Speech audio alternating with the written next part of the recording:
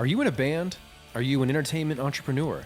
Are you a musician, songwriter, or producer? Or are you wanting to start a career in the music industry? If so, then this podcast is for you.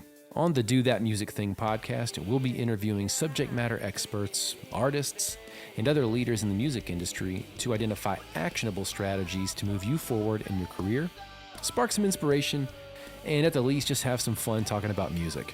So let's get to it and do that music thing.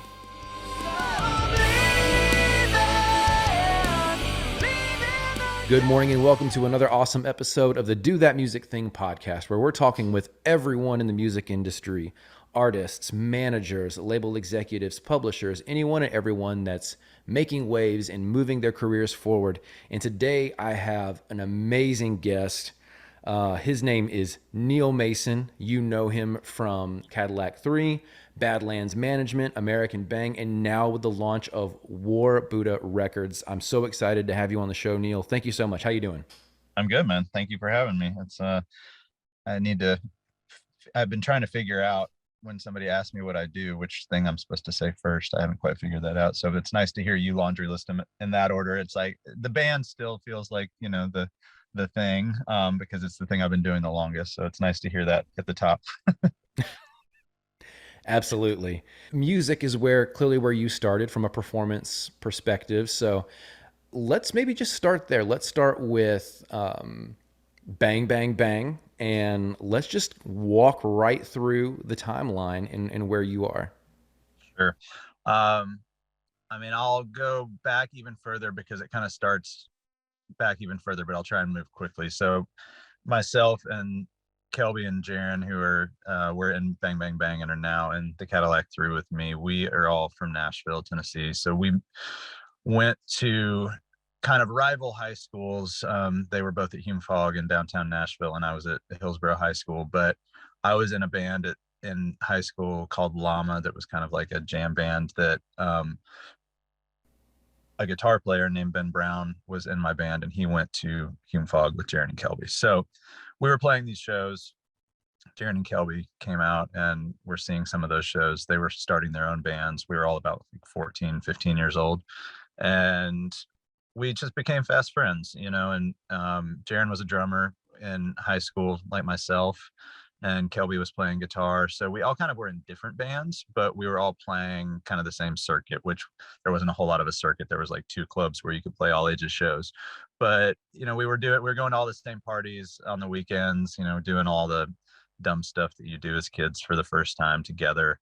And so that was kind of our entire high school, was like just being buddies and supporting each other. And then flash forward to being out of high school, a couple of years beyond that, everybody had still been doing bands, touring and whatnot. Jaren started writing songs and writing on guitar and starting to think about the idea of maybe being a frontman instead of being a drummer. And I was working a day job at a Smoothie King in Nashville, Tennessee. And he came walking in one day and he said, "Hey, I've been writing some songs. Would you want to get together and hear them and maybe think about starting a band?" And I said, "Yeah, I would love to leave Smoothie King and do something else. That would be great." So we got together very quickly. Just, we were already buddies. So it's like we'd already checked all the buddy boxes, and it was really just a matter of diving into the music and trying to figure out how we could kind of collaborate and align. And that happened very quickly. I had been writing some songs from my previous band, and so had some experience with that and just being in bands in general. And so we quickly just started working on that, kind of putting together a band. And our thing was always just playing a ton of shows, and that's kind of what we've done all the way through. So we started Bang Bang Bang. We got a record deal with Warner Brothers LA back in like 2007 or 8, and put out a record and an EP with them. It was kind of a challenging situation, but it was good for reasons that we'll probably get to here in a minute, because it opened up some relationships that have continued to kind of pay forward into some of the things that are going on for us now. So American Bang, somewhere in there, Bang Bang Bang became American Bang. If we want to come back to that, we can. But American Bang ended in 2010, and we were not quite ready to be done. And so we just very quickly, that was like the winter of 2010. And by the spring of 2011, we had made the Cadillac Black record, which is now kind of the self-titled The Cadillac Three album. And we were just kind of off to the races. We used some of the relationships that we had at the end of American Bang to get some of our first shows as Cadillac. Our first show was opening for ZZ Top at a little amphitheater in Nashville, and we were kind of off to the races. We were selling CDs out of the back of the van and literally stamping them and printing them on the couple days that we were home, like literally in a disc changer, just enough to get through the next weekend to kind of pay for gas and whatnot. And so you flash forward from that, and it was like 12, 13 years later, we are still doing that. So I don't know if that touched everything that you wanted to touch, but that's the very quick version. Now, I love I say go get them, but I love that indie mentality. It's something that I've experienced. I came up in Nashville a little bit after Bang Bang Bang. And I think those two clubs were Next Gen and IndieNet, or those were the two that were for me. Yeah. I mean, if in those early high school days for us, IndieNet was definitely one of them. And there was this little pizzeria called Guido's that was behind San Antonio Taco Factory on 21st Avenue. And I literally got my first record deal in that pizza place. So it's definitely like just one of those. I drive by there now. It's been like 7 different things. It's like some weird like chicken wing place or something now. But yes, it's always been a do-it-yourself mentality, and it still is, to be honest. Like, you continue to have different things happen that are bigger and better than the last thing, but nobody's really going to do more for you than you're willing to do for yourself. And so you kind of have to have that go get 'em attitude. And that's been the biggest driver of anything that we would call successful in our career, and so that's kind of the thing that we continue to hang our hat on. I think one thing that, you and the band and all your endeavors that I've noticed from an outside perspective is that you guys never stop. It always feels like you're doing something. You're making action. You're not just sitting back and relaxing. You're making stuff happen, but you're doing that on your own, is what it feels like. Yeah, I mean, we've got a great team around us for sure, and it's you need to find like-minded people that are going to be willing to put in long hours and do hard work with you. But I also think that you can't expect anybody to work harder than you're willing to work. And so I think, to your point, when it comes to action, it's like, yeah, I mean, I wake up every single morning excited to, one, have the opportunity to be working in music, and two, to pick up where I left off, right before I went to bed the night before. It's like, my breaks are literally just to refuel so that I can keep going, and I think that's sort of, when you find something you love, you are energized by it. And so then you are always kind of waking up being like, okay, that's where we were, where are we going today? And and trying to be, I think, to your point, actually actionable, actually trying to move concrete agendas along rather than just sit around and talk about daydreams. It's like, daydreams are great, but once you have a daydream, it's like, okay, what are the actionable things that we can put into place to go and actually turn that into a reality, so that we can then look back and be like, holy crap, I can't believe that happened. And I think that's, as time has gone on and we've kind of shown ourselves that some of those daydreams are actually possible, you kind of only get more confident in the idea that, okay, well, if we could do that, why can't we do this? And then you kind of keep throwing stuff at a wall, and sometimes stuff sticks and sometimes you swing and you miss, but it's like, you still learn something from the miss, and whatever that miss is, like, it's going to inform the next time that you try and do something crazy again. Well, let's talk about the relationships. You mentioned this early on, and it seems to be a reoccurring theme in a lot of the conversations that I have with folks. one of those reoccurring themes is, don't be an asshole to people, but also, build relationships, but build authentic ones and provide value to people. How has that concept impacted your move from one project to the next and that consistent growth? Yeah, I think I didn't. It's funny, not that I'm sitting here trying to have a whole religious conversation, but it's like I didn't really grow up going to church or anything like that. It was just not something that my family was doing. But that whole mentality of like doing to others as you'd have them do unto you is like something that is kind of another version of like, hey, the music business is hard, don't be an asshole. Like it's all sort of the same sentiment, which is really just like, hey, like we're all trying to accomplish these kind of unknown, hard to reach, there's no playbook for goals.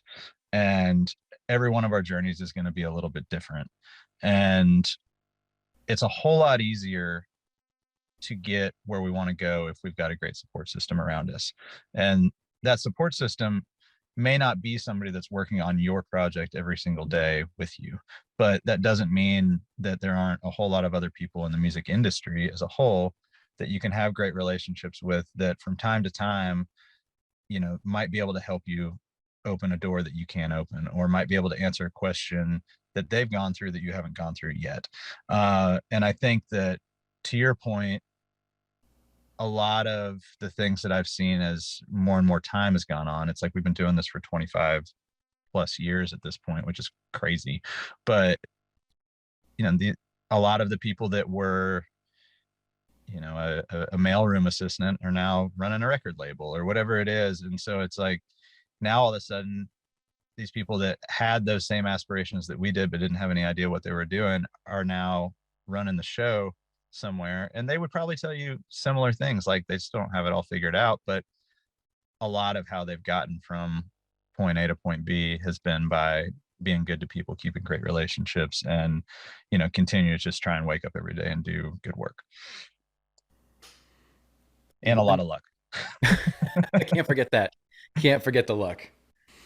One instance that I use for this type of, process is the band that I was with at the time had a really awesome opportunity to kind of be one of the opening bands at the Wild Horse. And we got to know the stage manager there. And her name was Jill. And we had such a great time with her. We sent her flowers, saying thank you so much for, giving us the opportunity. And she took great care of us, backstage. And 10 years goes by, right? I haven't heard from Jill in forever. I joined NSAI 2 years ago. And lo and behold, I get an email from Jill, who is now the director of membership. And she was able to connect me with some really great songwriters right off the bat, right from joining. And all of it stemmed from a really good relationship. And we hadn't talked to each other in a decade, roughly. And, it was just so cool to see that kind of manifest in real life. Yep. 100%. I mean, this new label venture that we've just started, War Buddha Records, is really a byproduct of the exact same kind of thing. Aaron Bayshuk, that is the co-chairman of Warner Records in LA, is an old friend of ours from the American Bang days. He was working at Atlantic Records at the time. We were signed to Warner. That's all kind of under the same umbrella. We became friends with him through our A&R guy that had signed us in that Warner deal. And he, at that point, was kind of a junior A&R, but in that same window of time, he had some really big successes. Like he signed Bruno Mars, and he signed Flo Rida, and he signed like a bunch of things that went on to have, massive careers. And so with that, his star just kind of kept rising. And a few years ago, he got the opportunity to become the co-chairman of Warner. And that is one of the main reasons that we've just gotten this opportunity to start our label. Is we've stayed friends. It's always just been positive, and we've kept up with each other. And when we ran into each other last summer, we got into just a very friendly conversation about what everybody was up to. And it very quickly just kind of led to like,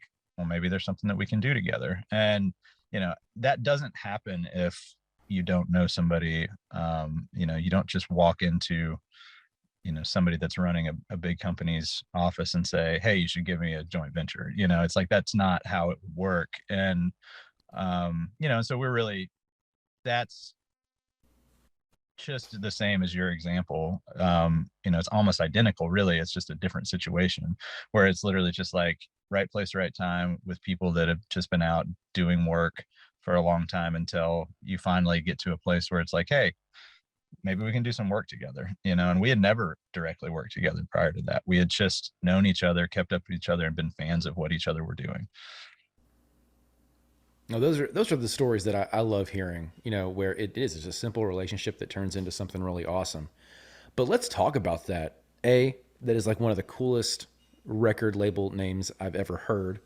But let's talk about War Buddha. What's the plan? What's happening there?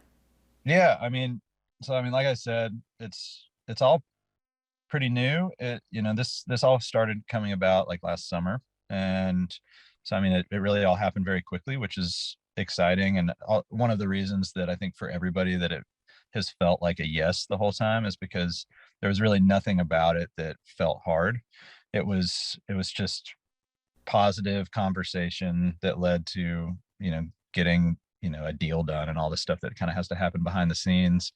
And that very quickly led to us identifying and finding and signing our first artist, this girl named Rhett Madison, that we announced a week or two ago. And she's incredible and like exactly what I think Jaren and I want the label to represent, which is really just that, we have been through 3 or 4 label deals ourselves. And so as artists, and so we've got really just a good amount of kind of insight into what it feels like to be an artist within a record deal and what feels good, what's felt bad, what could be better. And also just kind of having the knowledge of what it's like to be an artist in general from a touring standpoint, from like where money comes from, where money doesn't come from, what about a deal feels good, what about a deal doesn't feel good. And it's like our label and everything that we want to do is to just basically put together the best situation for artists that we possibly can, to give them as much comfort in a home to be able to then be as creative as they want to be. And I think that there's some things we can do within our deal structure that I think are really tangible things that can make artists feel a level of comfort that sometimes other deals don't feel like. And then I think creatively and artistically, we've got a good understanding as songwriters and producers and touring artists of kind of what it takes to build a career. And hopefully we can be really supportive in all of those ways, on top of just the relationships that we have and the good relationships that we've tried to keep over the years, so that we can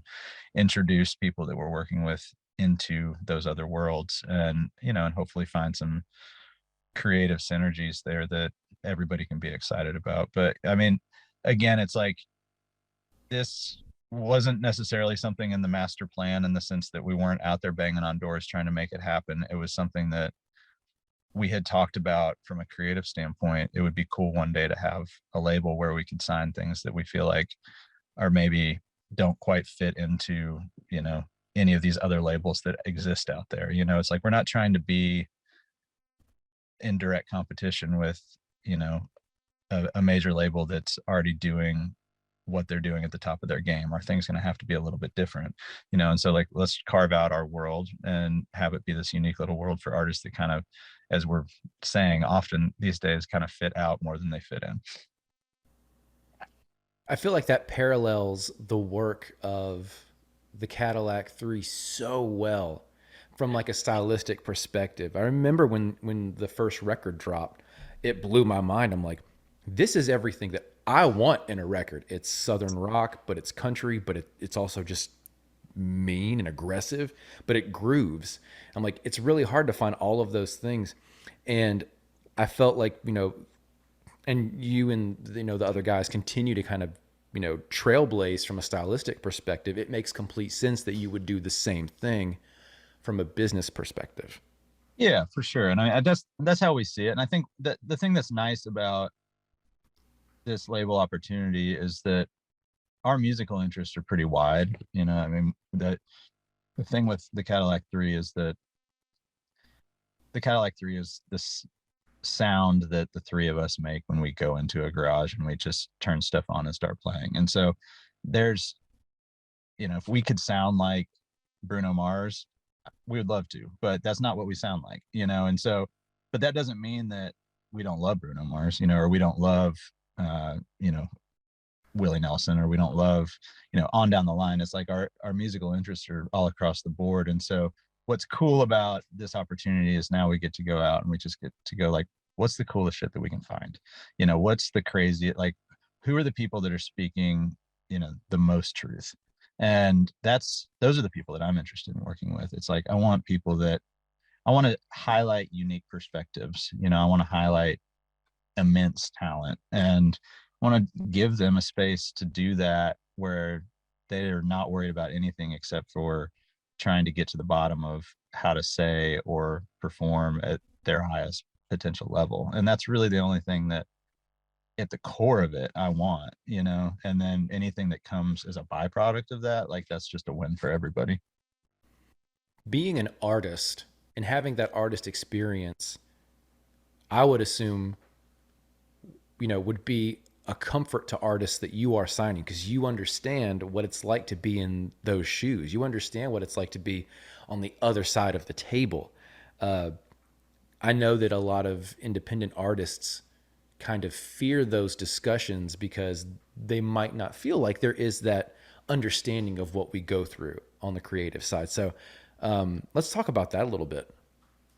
Yeah, I hope that that's something that we can kind of offer to people. I definitely think we have an understanding and a perspective that is unique, just because of our own experiences as artists and writers and producers, and just on the more artistic side of the coin. And at the same time, we've been, like I said earlier, it's like we've been through multiple deals. We've been through a lot of business experiences that, I'm not sitting here trying to say that every business experience we've been through has been great. It's like a lot of the things that I feel like I know now, I've learned kind of the hard way. And, the goal here is to hopefully create a situation where not every artist has to go through it the hard way to like get where they want to get. It's like, maybe there is a little bit better way to get from our point A to our point B, or at least a less painful way, and and not that I regret really anything that has happened, because it's all just kind of learning in life. But at the same time, it doesn't mean that, it doesn't mean that there can't be a better way. And, and I'm not sitting here trying to act like we're going to do everything perfectly, but I do know that we're going to do everything with the best intentions. And I think that is the thing that I 100% can count on, because it's just the way that we've always worked. Well, as if you're not already busy enough being in a touring act and now you're launching a record label, I wanted to talk to you about Badlands Management. What are you doing there? Yeah. So this past 5 or 6 years, I've been managing artists, Austin Jenckes, Ray Fulcher. I have a band called Jive Talk that is a indie rock band in Nashville that I'm managing now. And then for the past, I guess, a little over a year, I've also been managing the Cadillac Three now as well. We've actually been kind of in a transition over the last handful of months, because with this label stuff popping up, with kind of deciding after that first year to kind of continue down the path of self-managing the Cadillac Three. The Cadillac Three has always been through Red Light Management, or it has been for the last few years. And so the big thing that I'm trying to do with all things management is really not that dissimilar to what we were just talking about the label stuff. It's like offer advice in the places that I feel like I can be helpful and knowledgeable, which a lot of that stuff does come from just kind of the growing pains of trying to figure out how to do stuff yourself. trying to be a pretty self-sufficient band like the Cadillac Three has always tried to be. You go banging on doors, and then you run into dead ends and roadblocks, and you have to kind of figure out what you're doing, so I mean, it might be something as simple as like, you know how do I pay my taxes, or it might be as an artist, how do I do that? There's 5 people in this band. How do we pay for stuff as a band? And then also, how do I do my individual taxes with now having this band entity? There's those kinds of conversations. There's all the like ins and outs of touring. It's like budgeting, how to save money here so that you can spend a little more money there. Ordering merch on time, like all of these things that kind of come with being an artist, that you just need somebody in your corner that is going to kind of always be available, because there's going to be something every day that pops up that it's like, oh, I didn't see that coming. And so that's what I've been trying to do as a manager for the people that I work with.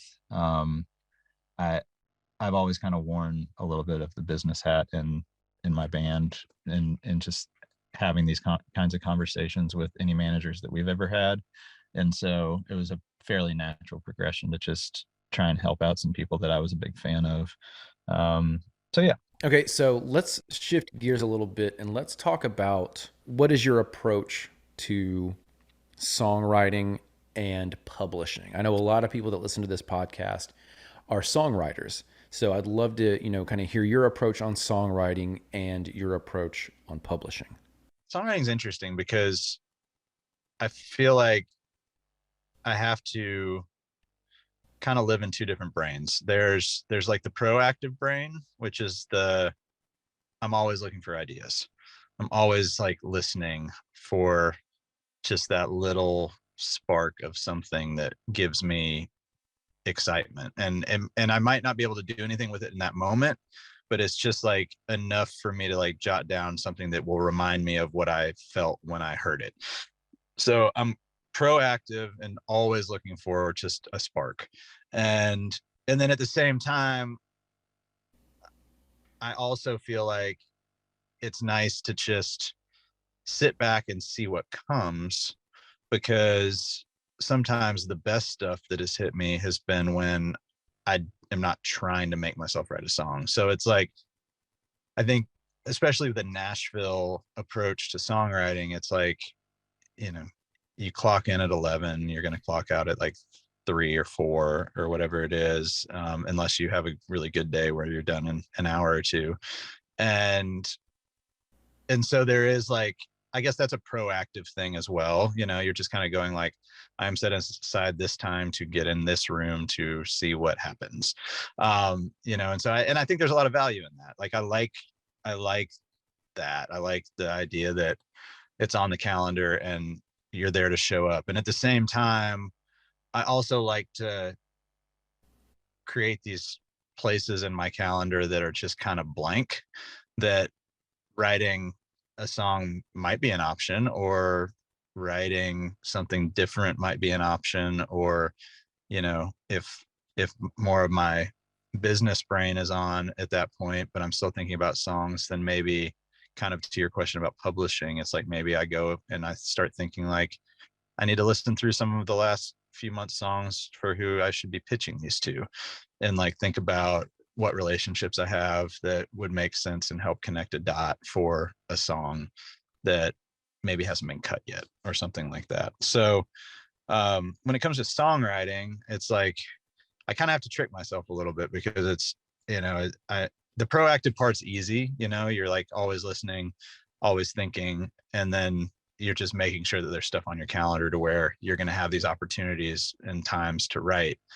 And then at the same time, I do really like to kind of leave those windows of time where I can walk by a guitar and just think, oh, it'd be nice to pick that up right now, and just see what happens.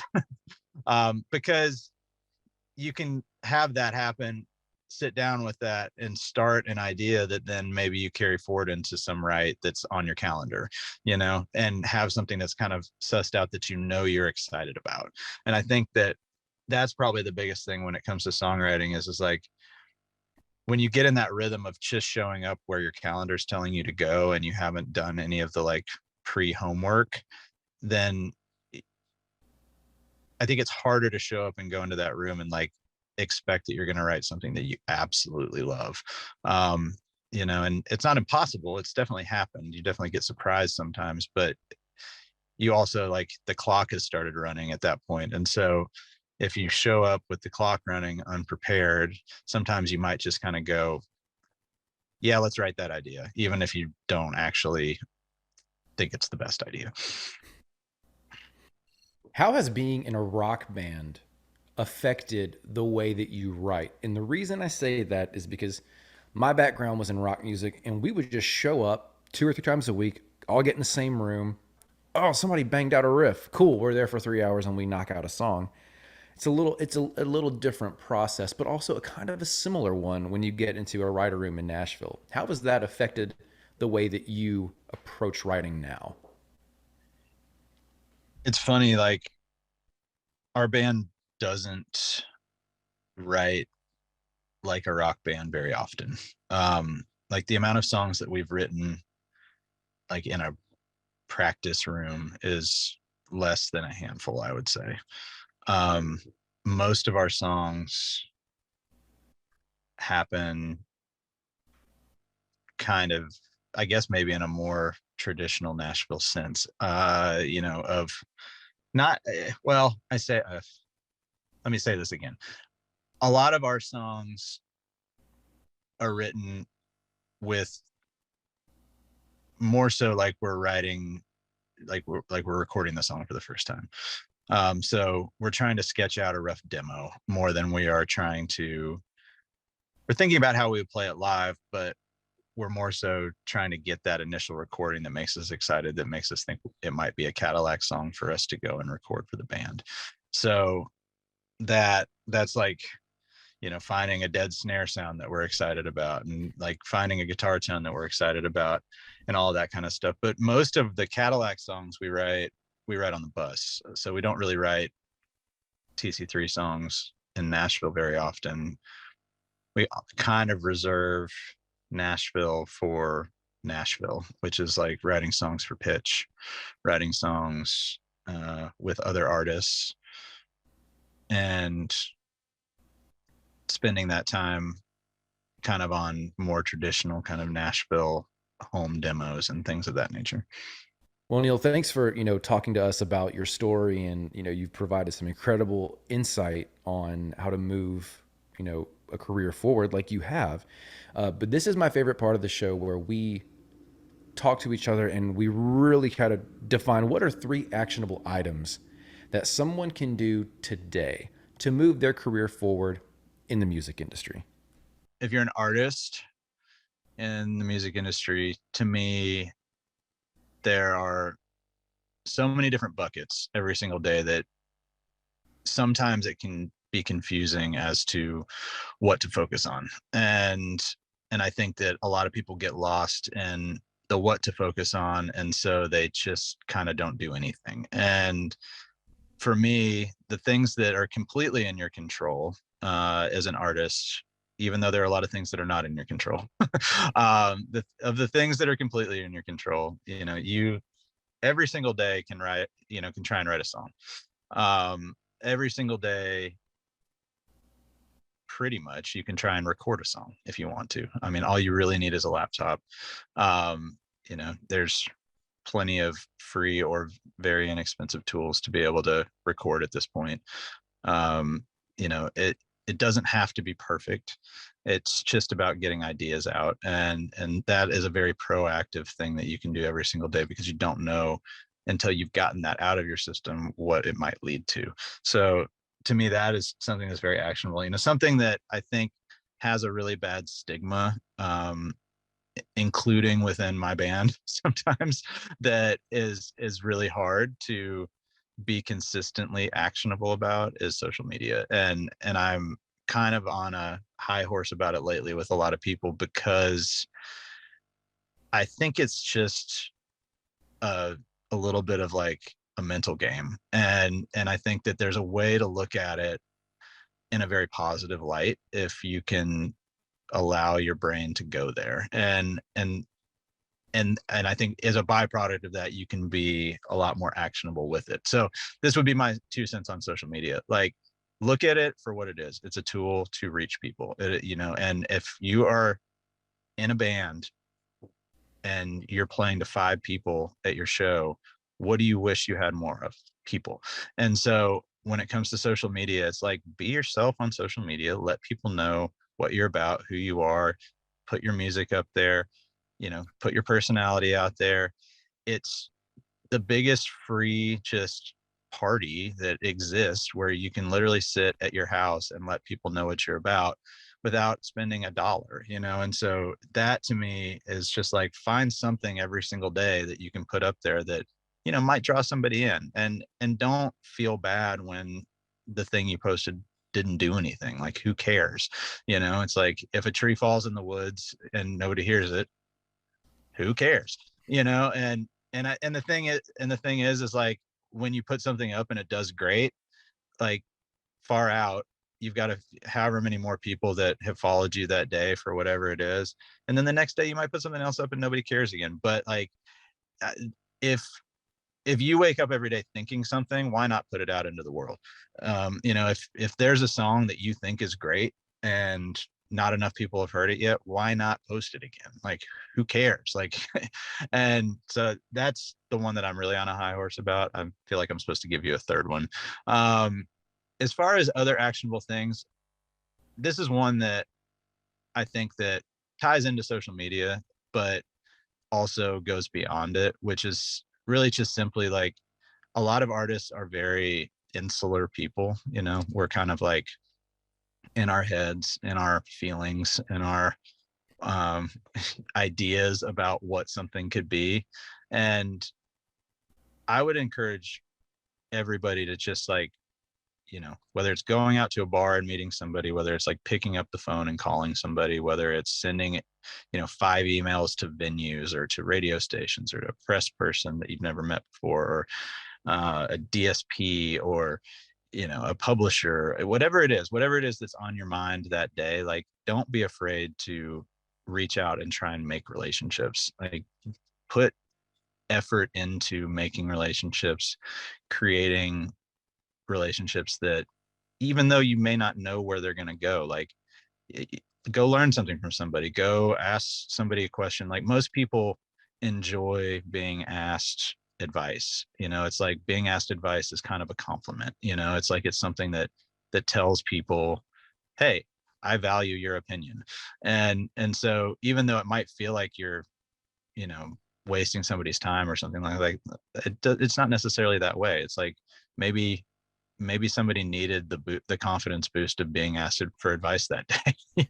You never really know. So I guess that's the thing to me, is like, always try and do something creative every day, always try and post something out into the world every day, so that you're trying to reach new people. And then, if there are industry relationships that you don't have that you want, like, don't be afraid to reach out and try and open those doors. The social media piece, it totally ages me, but I want to go to kids that are, having problems posting. I was like, well, in my day, we had to go out on the street and hand flyers to people. Yeah, no, 100%. I mean, that's, we did too. We literally were those kids that we would go to Kinko's, we'd spend our $25 printing up 11 by 17 posters. We'd go buy, the monkey gorilla glue or whatever it was, and we'd post that stuff all over Nashville.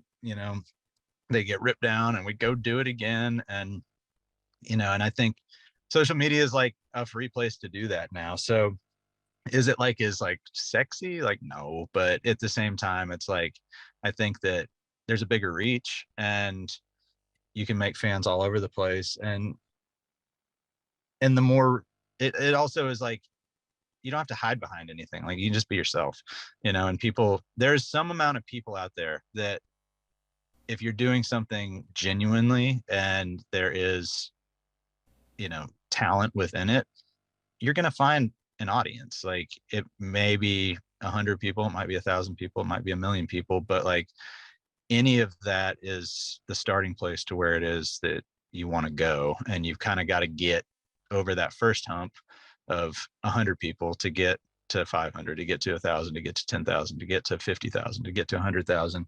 And so you just got to kind of start, and start chipping away at it. And, there's never been more tools at an artist's disposal for free or next to free than there are now. It does make it to where the field is more crowded, and it does feel a little more daunting sometimes to like try and figure out how to cut through the noise. And I think those are all reasonable things to feel.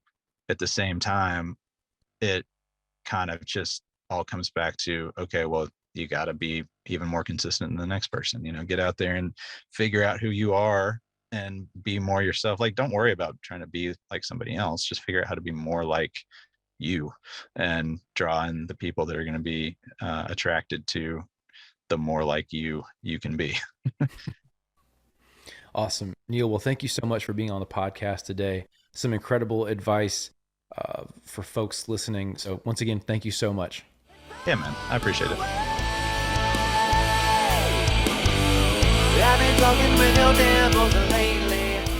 Thanks for listening to this episode of the Do That Music Thing podcast. To learn more about me, the host, Christopher Foust, you can catch me online at christopherfoust.com, on Instagram at chrisfaustmusic, or on Twitter at chrisjamesgtr. If you'd like to be a guest on the Do That Music Thing podcast, please feel free to email me at chrisfaustmusic@gmail.com. If you're a fan of the show, head on over and leave us a 5-star review. Thanks for listening. I'm Chris Foust. Let's go do that music thing.